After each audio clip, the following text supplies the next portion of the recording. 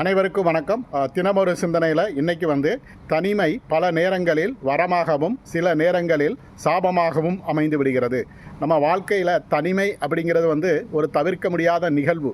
அது எப்படி நமக்கு வரமாக அமையுது அல்லது சாபமாக அமையுது அப்படிங்கிறது சூழ்நிலையை பொறுத்தது. ஏன்னா சில நேரங்களில் தனிமையை நாம தேடி செல்வோம். அப்படி நாம தேடி செல்லக்கூடிய தனிமை அப்படிங்கிறது நமக்கு ஒரு வரமாக அமைகிறது. அதே நேரத்தில் சில நேரங்களில் தனிமை நம்மளை தேடி வரும்.